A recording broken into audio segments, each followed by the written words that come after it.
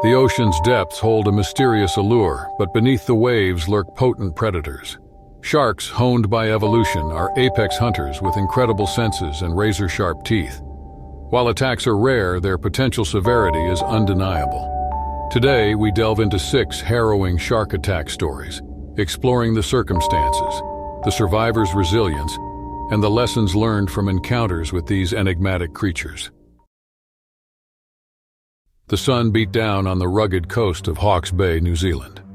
Even in the early hours of March 12, 2001, the air held a heavy heart, promising a sweltering day. Not that Keon Marshall minded. It was a perfect day for the first Deep Blue Challenge event, and he was buzzing with excitement and nerves. Keon, all wiry muscle and easy confidence, wasn't one to shy away from a challenge. Even at 42, his life revolved around pushing boundaries, trail running through the mountains, surfing the gnarliest waves. And now this, competing in one of the country's newest extreme sports events. He stood on the shore, watching the other competitors prep for the deep-sea dive. They were a mix of adrenaline junkies and conservationists. This whole challenge firmly focused on promoting awareness of the region's marine life, especially the sharks. Hawke's Bay was a prime spot for several species, including great whites, a fact that fascinated and scared many of the competitors. Keon respected the power of these creatures but wasn't dominated by fear. The organizers had stressed safety measures, but the ocean was wild and unpredictable. He pushed away a twinge of doubt. He loved this, testing his limits against the power of nature. He turned back to his gear, meticulously checking his oxygen tanks one last time. Sarah, his wife, approached. They'd been together since they were teens. She knew him better than anyone. Her support of his adventures was unwavering, even if it meant sleepless nights on her part. He gave her a reassuring smile before slipping into the water. His heart swelled warmly as he watched his kids, Maya and Zach, playing on the sand. His family, the reason he was even more cautious these days. He wouldn't take stupid risks, not with them counting on him. A chill crept into the water as he descended into the deep blue. His fellow divers shimmered around him, and the dive team closely monitored them. Keon spotted Sarah waving on the support boat. This was the awareness the challenge emphasized. These ocean predators were magnificent, not mindless monsters. Then it happened. A large shadow drifted behind him out of sight. A ripple of unease passed through him, a predator's instinct kicking in. Suddenly he felt it, a jarring impact, a crushing pressure on his leg. And then the unbearable searing pain. Panic exploded through Keon. It was a shark, and it wasn't letting go. He thrashed, kicking unthinkingly, but the creature's grip was like a vice grip wrench.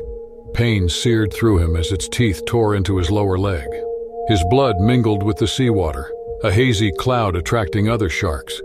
Through a haze of adrenaline and terror, he thought of his family on the shore, the life he loved. A surge of desperate strength fueled him. Somehow he reached for his dive knife, stabbing at the shark, forcing it to loosen its grip briefly. Just those few seconds, he bought him time. The other divers materialized, shouting and wielding their knives, forcing the beast to retreat. Then the agonizing ascent. The dive team dragged him upwards, his shredded leg leaving a crimson trail. They hauled him onto the boat, and reality crashed down in agonizing waves. The gaping wound, bone and ligament exposed, the blood that wouldn't seem to stop. Someone wrapped a tourniquet tight, a blessed numbness starting to creep in as shock threatened to take over. Sarah was at his side before he knew it. Her face, white with fear, swam in and out of his focus. The boat raced back to shore, the paramedics a blur of activity around him. Then the gut-wrenching moment when the surgeon explained the extent of the damage. The leg would have to be amputated below the knee. The days that followed were a nightmare. Physical recovery was excruciating. Phantom pains haunted his sleep, and waves of nausea washed over him as he grappled with the reality of permanent disability. He pushed Sarah away, guilt and anger gnawing at him. This was his fault. His need for adventure had turned their world upside down. His dreams of surfing with his kids seemed cruelly impossible. The dark thoughts wouldn't stop. But Sarah stood firm. She held his hand as he adjusted to the new normal, to the wheelchair and the grueling physical therapy. When Keon raged at the world, she silently absorbed it, a quiet strength he desperately needed. His children climbed on his lap, their questions innocent and heartbreaking. He held them close, vowing that this wouldn't break him. Time didn't erase the scars, but it did soften them. The support group he'd resisted at first became a lifeline. People who understood the unique trauma of a shark attack. Keon found himself drawn back to the ocean he'd once feared. Not to dive, not yet, but simply to sit and watch. The waves were indifferent to his pain, but their power and beauty reminded him of the life he still had. News reports of the attack had painted him as the victim of the tragedy. Keon wanted to change that narrative. He began to speak at events, raising awareness about sharks and advocating for safety in extreme sports. He shared his story not to evoke pity but to inspire, to show that even from the darkest depths, you could still rise. It was a slow, arduous journey back. The ocean would always hold a tinge of danger now, but he'd learned that true bravery didn't lie in the absence of fear, but in confronting it. With Sarah by his side and the kids cheering him on, he fitted his prosthetic leg. He returned to the waves not as a diver but as a surfer, finding a new way to dance with the ocean's power. He became a fierce advocate for shark conservation, a fighter, just like the creatures that had forever changed his life. The early morning air along the Cape Agulhas coastline in 2003 held a deceptive stillness. Leora Jansen breathed in the salty tang, a familiar scent that soothed and invigorated her. On May 26th, the sun was just a soft glow on the horizon, casting streaks of gold across the calm surface of the Indian Ocean. But Leora knew from experience that the water hid its secrets beneath the tranquil facade. This was prime territory for sharks, especially the great whites that patrolled the South African coast. This made her job both nerve-wracking and exhilarating. Leora had joined the Marine Patrol with a heart full of youthful idealism. She grew up in a coastal village. The ocean was her playground and teacher. Her fisherman father had instilled in her a deep respect for the sea and its creatures. But she'd also witnessed the carelessness, the pollution, the danger that often came from human hands. The Marine Patrol was her way of making a difference, ensuring there was something left to protect for her future children. She steered the boat expertly, her eyes scanning the horizon with the trained focus of a hunter. This morning's mission was routine, checking on a tangled mass spotted by a local charter. It could be debris or a net, often a death trap for seals, dolphins, and sharks. Leora's stomach clenched when she thought of the photos she'd seen. Animals drowned or mutilated by those abandoned nets. Anger mixed with determination fueled her. Leora reached the area and cut the engine. Her partner, Xander, helped her don the dive gear, his smile a familiar reassurance. Xander was a veteran nearing retirement and had taken her under his wing. She was young and reckless, he with his stoic dependability. Still, they shared a fierce love for the ocean and an unwavering commitment to its guardianship. She slipped into the water with a practiced splash. Visibility was decent, and she spotted the tangled mass, an abandoned fishing net as suspected. Xander would remain on the boat, radio in hand. The procedure dictated she investigate the situation before taking action. Leora circled the net, noting how it was snagged on the reef. A flicker of shadow passed below her, just a flicker. But her instincts, honed in these waters, went on high alert. She kicked towards the reef, peering into the gloom. Suddenly, a monstrous shape materialized from the murky depths, the chilling silhouette unmistakable. It was massive, a true titan of the deep, a great white, and it was on an intercept course. Leora froze. Time seemed to stretch, everything going into slow motion. The shark lunged, its gaping maw a black abyss lined with serrated teeth. Instinct took over. She twisted, but not fast enough. The shark's jaws clamped onto her arm and shoulder in a crushing vice. The force spun her around, seawater burning her eyes as she felt teeth rip into flesh and muscle. Agony exploded through her, a blinding white flash of pain while her ears filled with the muffled crunch of bone. Survival kicked in. She kicked and clawed at the shark's rough hide, trying to gouge its eyes. It seemed futile, a gnat against a giant. Yet something compelled her to fight, something fierce and primal. Above, Xander was screaming into the radio for backup, his voice cracking with a panic he'd never shown in the years they'd worked together. He saw Leora thrashing around like a rag doll, the water turning crimson around her. He grabbed his rifle, heart pounding in his throat. He had a single terrifying shot if he had to take it. Miraculously, the shark released her. Disoriented and in unimaginable pain, Leora thrashed towards the surface. She broke through the waterline with what felt like her last ounce of strength, gasping in a lungful of air. Then the boat was there, Xander hauling her on board, applying frantic pressure to the wounds. The ride to shore was a blur of pain and nausea. She drifted in and out of consciousness, aware of Xander's panicked voice shouting for the medics, the rocking of the boat, and the smell of her blood. She didn't even know when she passed out entirely. When Leora awoke, it was in the clinical whiteness of a hospital room. Her entire left side was a mass of bandaged agony. Her arm was mangled beyond recognition. A nurse bustled in, her voice a mix of sympathy and professional detachment. She explained that Leora was lucky to be alive, but the damage was extensive. An amputation was inevitable. The full impact of it hit Leora like a second wave. She stared at the space at the end of her bed. The life she knew washed away. No more swimming in the ocean and patrolling the waters she loved. The career she'd poured her heart and soul into was simply gone. Waves of grief rolled over her in the following weeks. The phantom limb ached mercilessly, a cruel reminder of what she'd lost. Worst of all, the guilt, the if only, haunted her sleep. Then anger would flare, at the carelessness that put nets in the water and the protocols that didn't fully protect those who risked their lives for marine safety. But Xander stayed by her side, his presence a rough comfort. He was a man who usually kept his own counsel, but now he opened up about losing comrades in the line of duty. The ocean, he reminded her, had always been a place of beauty and danger. Tragedy didn't diminish their duty, it only underscored its importance. A news crew drawn to the dramatic shark attack story wanted an interview with Leora. Leora initially refused, but then an idea started to form. She could use this platform not as a victim, but as a force for change. She spoke to the camera, the bandages, and the pain proof of her ordeal. She didn't just tell her story. She demanded better safeguards for those patrolling the coasts and pleaded for sustainable fishing practices that protected all sea life, humans and alike. Her story went viral. It ignited a conversation, spotlighting the often overlooked dangers marine conservationists faced. Reliving the trauma wasn't easy, but with every interview and outreach effort, Leora felt her strength returning. It wasn't how she'd imagined, but this was her fight. She was a guardian of the ocean, and that wouldn't change, not even with one less arm. The Gulf of Mexico shimmered on August 2, 2005.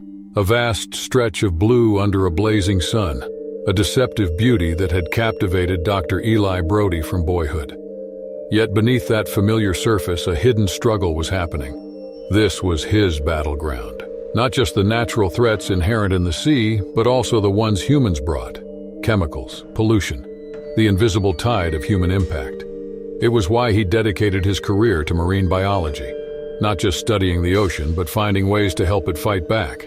Eli checked his equipment meticulously. Every dive was a precious chance to collect more data.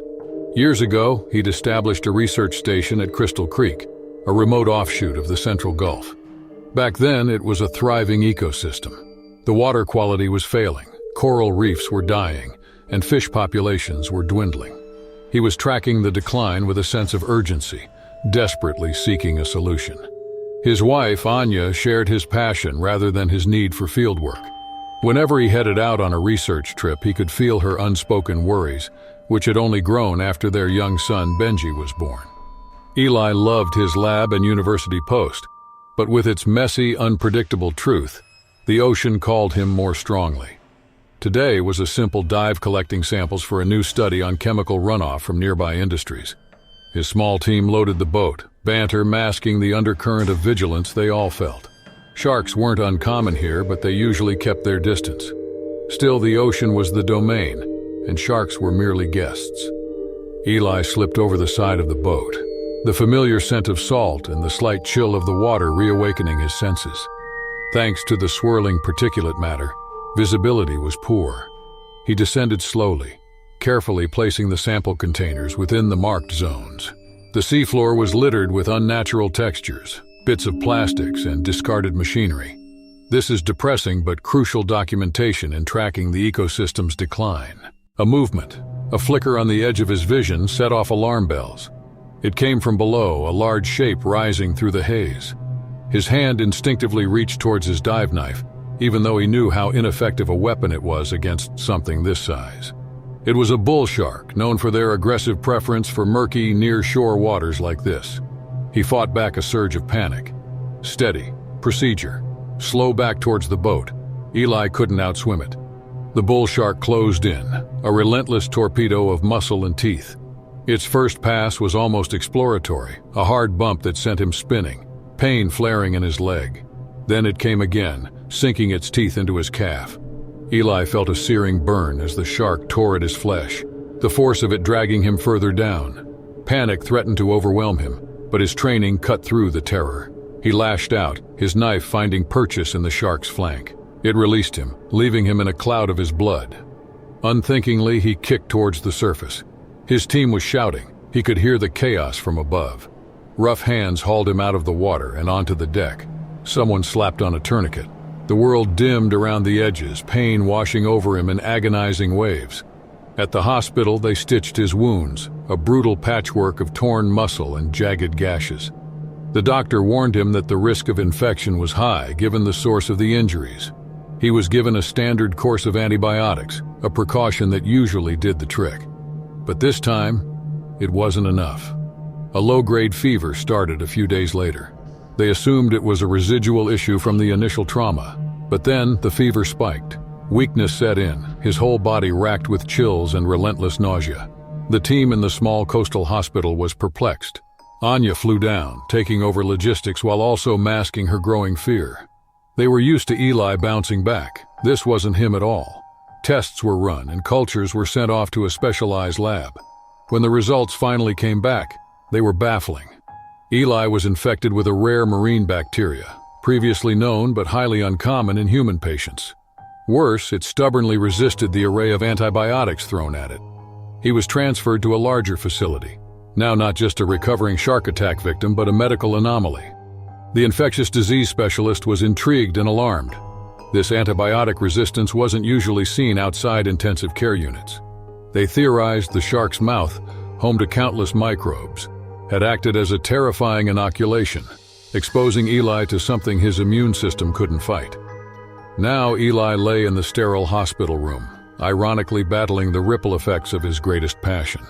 Anya held his hand, worry etched in her face. His son called via video and he couldn't summon the energy to fake a smile. What kind of legacy was this? The infectious disease team proposed an experimental treatment with his condition worsening, still in trials. He was fading fast. It was a long shot, but better than nothing. Miraculously, it worked. The stubborn, resistant bacteria finally yielded, the fever broke, and strength slowly returned. The team was triumphant, but Eli had a more profound change. His brush with death had revealed a terrifying truth. The pollution, the human impact he'd been fighting, had evolved into a far more insidious threat. The ocean became a harbor for antibiotic-resistant bacteria, making a superficial wound potentially lethal. He was discharged, still weak, but with a renewed fire. His research took a drastic turn. This was the new frontier, the actual danger. He worked tirelessly, partnering with the infectious disease team and collecting samples from marine environments near and far. The data was alarming. The resistant bacteria wasn't contained in his case. It was spreading, fueled by pollution and poor antibiotic disposal practices. The ocean they loved had become a silent battleground, and Eli was determined to expose the threat and find solutions to combat it. The Palawan Islands shimmered, a jewel set in the heart of the Philippines. In the turquoise waters of El Nido, Anya Cruz found her calling, or perhaps more accurately, her calling found her. She was barely 10 when a local fisherman took her snorkeling on a healthy reef. Underneath the dappled sunlight, an entire world opened up, a kaleidoscope of colors and creatures more fantastical than any fairy tale. There was magic here, life woven into coral. On July 15, 2007, it ignited a spark in her that still burns bright. Now, in her early 20s, Anya wasn't just drawn to the reef's beauty, but their fragility. Coral bleaching and illegal fishing ravaged the rich ecosystem she'd grown up with. Her parents, while proud of her passion, had hoped for a more conventional life for their daughter. She'd wanted that too, once. University, a safe career. But the ocean's silent crisis gripped her, and she found herself back in El Nido, launching a modest restoration project. It was grassroots, funded with donations, and run with the help of sympathetic locals.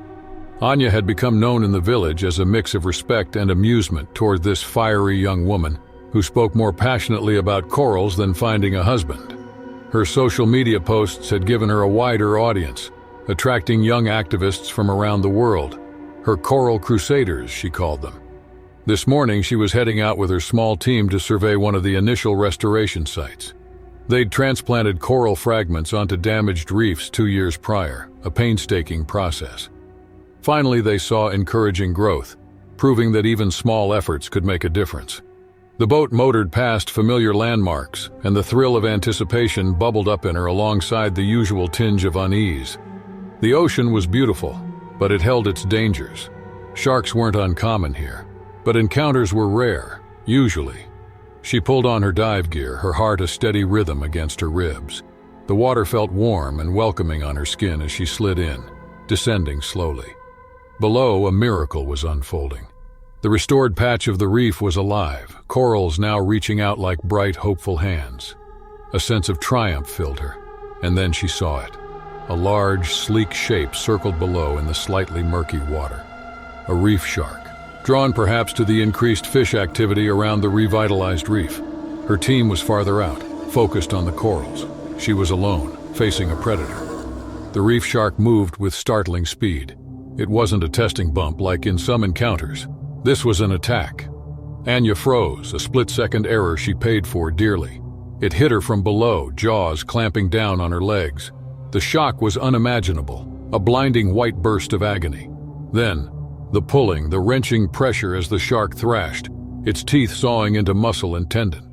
Her world was a swirl of crimson, and her muffled screams echoed in her ears. Instinct took over. She twisted and fought, kicking frantically for the surface. It seemed to last forever, that terrible journey back into the light, her vision blurring with pain. Then finally hands were grabbing her and she heard shouts above the panicked roaring in her ears. The boat, the terrified faces of her team hauling her on board. Then darkness mercifully descended. She woke in a dingy hospital room on the mainland. Anya's leg was heavily bandaged, an unsettling emptiness where her foot should be. The surgeon had been grimly realistic. The damage was too extensive. Amputation below the knee had been the only option to save her life. Shock, followed by despair, washed over her. Once vital for her work in the ocean, her body seemed broken beyond repair. Her parents rushed to her side, grief and guilt mingling in their eyes. Maybe somewhere deep down, Anya blamed herself too. She'd ignored the risks for too long, driven by the urgent need to save the reefs. But now what? Was her fight over? Then the unexpected twist. A photo of her in the boat, leg hastily bandaged, went viral. The story accompanying it wasn't just about the shark attack. It was about the work she was doing, the reason she'd been in the water in the first place. Suddenly, the world became interested in coral reefs and the young woman who'd nearly died for them. Donations poured into her small organization. Messages of support flooded in from around the globe, many from fellow environmentalists facing their dangers on the front lines of conservation. Anya was simultaneously humbled and galvanized. Her injury, terrible as it was, had become a tragic spotlight on a much bigger issue. When she was well enough, she spoke to the media, not about the attack but the ocean's plight. She refused to be just a victim. The footage of the thriving restoration site was shared alongside the warnings about overfishing and acidification, issues that usually seem distant and dry in news feeds. But with Anya's story, with the image of her on the boat seared into people's minds, it suddenly became real. Her recovery was slow and painful. Adjusting to her prosthetic leg took time and unwavering willpower. There were dark days, doubts gnawing at her mind. Could she get back into the water, not just to swim, but to work? But then came the letters from children, drawings of corals and sharks with messages wishing her well. Her coral crusaders swelled in number, holding fundraisers and protests. The work they had started would stay the same, Not as long as they kept fighting. Anya returned to El Nido. The first time she put on her dive gear was terrifying yet exhilarating. The ocean was different now, the threat more stark, but her resolve was more robust. The world was watching, inspired and horrified by her story. Every dive and a new piece of coral planted on the reef were acts of defiance and hope that sent ripples far and wide. The turquoise waters off the coast of St. Kitts shimmered on May 6, 1999. The day drew tourists, promising vibrant reefs and tropical breezes. But for Matteo Diaz, gazing out from his small cottage, the ocean was a familiar partner, where the ghosts of his past still lurked. He wasn't a tourist, drawn to the island's serenity. He had chosen this place for the solitude and the access to those hidden depths. Matteo had been a career Navy diver, serving for 25 years. He'd seen the ocean at its best and worst, from the calm, organized dives of routine maintenance work to the high-stakes, adrenaline-fueled missions he was never allowed to discuss. He was retired now, or at least he was supposed to be. The call of the sea still echoed in his blood. The years had been rough. His wife Maria had passed away 3 years prior, leaving a hollowness that nothing seemed to fill. Retirement hadn't been the golden years he'd hoped for. His memories were a jumbled mess, the triumphs alongside the missions gone tragically wrong. He'd seen firsthand what the ocean could take, and the guilt often clawed at him in the quiet hours of the night. Then, there was his grandson, Luca. Luca was the shining light in his darkening world, a bright, curious boy of 11. His visit brought Matteo out of his shell and forced him to interact with the living world again. And today was a special day. They were diving together for the first time. Luca had begged, his youthful enthusiasm infectious, and Matteo couldn't resist. As they loaded their gear onto the boat, Matteo watched his grandson with pride and apprehension. Deep down, the shadow of fear was always with him. Sharks were a fact of life in these waters, and the last thing he wanted was to expose the boy he loved to that same danger. Yet the dive was going smoothly. They stayed in shallower, calmer waters, a vibrant reef teeming with colorful fish. Matteo's job was to guide, protect, and share the underwater world's beauty with Luca. His grandson was fearless, his eyes wide with wonderment. Seeing that pure joy washed away some of Matteo's worries, almost. Below, something massive flickered under a ledge. His old instincts kicked in first. A tightening of muscles, a sense of something wrong. It took him a moment to recognize the shape lurking in the gloom. Not just a shark, but a tiger shark. And a large one. He signaled sharply to Luca to resurface, his heart drumming against his ribs. Matteo moved fast, trying to put himself between Luca and the shark. He knew how unpredictable tigers could be, prone to aggression. But the shark didn't circle or hesitate. It surged up from the depths, its massive body propelling it with shocking speed. Luca didn't see it coming. One moment, he gazed at a sea turtle. The next, a monstrous shape engulfed him. Matteo reached out, a desperate, futile grab as Luca vanished within the shark's jaws. There was a muffled scream, a flash of red in the water. Then the shark was gone, leaving Luca in its wake, his body mangled and eerily still. Matteo's world imploded. Time seemed to move slowly as he reached his grandson, ignoring the danger of knowing the shark could return. He pulled Luca to the surface, the boy's face slack, his eyes staring sightlessly at the sky. A scream tore from Matteo's throat, a raw sound he didn't recognize as his own. Distantly, he registered the boat speeding towards them, the horrified faces of the crew. They got Luca to shore, but it was already too late. The paramedics tried desperately, but the damage was too severe. His beautiful, lively grandson was simply gone. Matteo collapsed on the sand, the world a blur of faces and shouts that meant nothing. His fault. He should have never brought the boy here or let him out of sight. Grief wasn't a strong enough word for the emotion ripping through him. They took him to the hospital and insisted on sedating him. He fought them, needing that sharpness of pain, the punishment he deserved. Maria's face flashed through his mind, filled with accusation. He'd failed to protect her when illness took her, and now he'd failed Luca. He was cursed, destined to drag everything he loved into darkness. They sent him home in a daze, the house on the island suddenly echoing with unbearable emptiness. Neighbors came by offering the usual platitudes, but Matteo barely heard them. He was trapped in the endless loop of what could have been done differently, the images of the attack playing over and over in his mind. One morning he woke from a nightmare when he found a small package on his porch. Inside was a child's drawing, a colorful underwater scene with a wobbly shark bearing a friendly smile. He stared at it, confusion mingling with a pang of something warmer. He finally tracked down the origin of the package, a local school. Luca had made the drawing weeks earlier when Matteo told him about his plans to teach him to dive. Tears streamed down Matteo's face, the first he'd cried since the accident. He returned to the ocean, to the place where Luca had died. At first it was a terrifying struggle, each dive bringing back a flash of the attack. But gradually the ocean's rhythm returned to him, its silent power both frightening and strangely comforting. He began volunteering with a marine conservation group, using his Navy dive experience to assist with surveys and cleanup efforts. It wasn't a cure, but a way to channel his grief into something positive.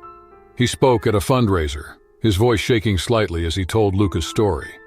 It wasn't about scaring people, but reminding them that the ocean was wild, and that respect for its power was crucial. His story of love and loss resonated, and when the organizers asked him to become their spokesperson, he hesitantly accepted.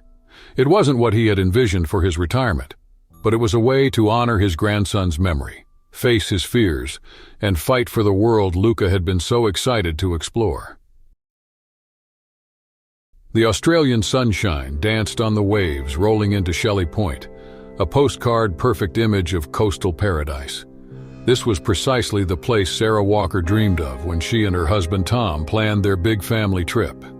It was a long way from their suburban life in Melbourne, but as she watched her children Maya and Ben giddy with excitement at the edge of the water, Sarah knew it was worth every mile traveled. Sarah reveled in these carefree moments. Life had become an endless juggling act. Tom's job, the kids' school, and sports schedules. She barely came up for air. Now, on June 23, 2006, time seemed to soften. She wasn't just mom right now, but an explorer alongside her children, sharing their first glimpse of the ocean's vastness. This afternoon was all about surfing lessons. Ben, always the cautious one, hung back a little nervously. Maya, however, dove right in, a natural on the board. With a few beginner lessons years ago as her primary qualification, Sarah volunteered to help. The water was refreshing. The instructor was patient and reassuring. Laughter filled the air as they caught small waves, sharing triumphant tumbles into the water. Maya first spotted the dark shape beneath the wave, a flash of gray under the surface. Before Sarah could process what it was, the water exploded beneath her feet with terrifying force. Pain ripped through her leg as the massive body of the shark slammed into her. Panicked, she saw its substantial open mouth, the rows of razor teeth. She thrashed unthinkingly, fueled by a mother's desperate protectiveness. Her hand made contact with the rough sandpaper-like skin, and somehow she pushed off the creature. It seemed to circle, disoriented by the sudden movement. The instructor was shouting, dragging Maya towards the shore. Tom materialized, wading in with a panicked expression, reaching for Sarah, for Ben. Then as swiftly as it appeared, the shark vanished into the deeper water. Her leg was a burning mess. She felt dizzy and nauseous. The beach, moments ago filled with laughter, was now a scene of chaos. Someone was yelling for a tourniquet, and another person was on the phone with emergency services. Sarah focused on Maya and Ben, crying hysterically on the sand, their initial joy shattered by this unimaginable horror. Tom reached her, his usually calm face ashen, his hands shaking as he tried to help. The pain was excruciating, a wave washing over her as the shock started to fade. Then she saw the extent of the damage. Her leg below the knee was simply gone, leaving a mangled stump. Terror mixed with sickness churned in her stomach. How would she ever explain this to her children? How would she ever live an everyday life again? The paramedics rushed her to the hospital, a whirlwind of activity around her, none of it registering fully. Tom went with her, shell-shocked but trying to stay composed. A kind social worker distracted Maya and Ben, but their terrified eyes haunted her. It should have been her protecting them, not the other way around. The surgery was a blur with hazy voices and more searing pain. When she woke adequately, it was to the side of her empty pant leg pinned up, the new reality sinking in with a coldness far worse than any physical discomfort. Tom held her hand, his eyes red-rimmed. She saw the strain, the way he bravely tried to smile. She'd barely come out of the woods, and now he had to deal with a broken wife as well as traumatized children. The news traveled fast. The family vacation turned tragic. It was the stuff of sensational headlines. At first, Sarah recoiled from the publicity, wanting to hide. Then a new feeling emerged, a flicker of anger. They weren't just victims. They wouldn't let this incident define them. While she was still hospitalized, she spoke to a reporter. No tears, no self-pity. Instead, she talked about Maya and Ben's bravery in facing the shark. She spoke about her children and why she fought so hard to survive. And she stressed the need for better education and more awareness for those enjoying the ocean. She insisted it wasn't about scaring people, but about respect and understanding. The interview struck a chord. Donations poured into a fund they set up under Sarah's name, not just for her recovery, but for ocean safety programs. She started receiving letters, some from fellow shark attack survivors and others from beachgoers touched by her story. Her words, born out of pain, had somehow sparked something. Her recovery was brutal. Phantom pains haunted her, and learning to walk with a prosthetic was a frustrating, humiliating process. She had moments of despair, questioning whether she'd ever be the mother her children deserved. But Maya and Ben rallied around her, fierce in their protectiveness. They drew pictures of her with her new leg, adding silly touches and encouraging notes. Tom, her rock, never faltered in his support. Sarah returned to the ocean. It was terrifying but crucial. She wasn't going to be ruled by fear. The first swim was shaky, Tom hovering nearby. But with each venture back into those depths, a little more of her confidence returned. The foundation they started thrived. She gave talks at schools, warning kids not just about sharks, but the inherent dangers of the ocean. They lobbied for better response systems and quicker medical attention at famous beaches. She became a familiar figure at marine conferences, not as the woman who lost her leg, but as the mother who channeled her pain into positive change. The memory of the attack would never indeed fade. There were still days when the nightmares came, leaving her shaking and disoriented. The ocean would always hold a tinge of danger now. But alongside the trauma, she also carried something else. The knowledge that she didn't just survive, she fought back. She and her family found their voices, turning their ordeal into a force for good. And that strength, forged in the most unexpected and terrifying ways, was its kind of victory.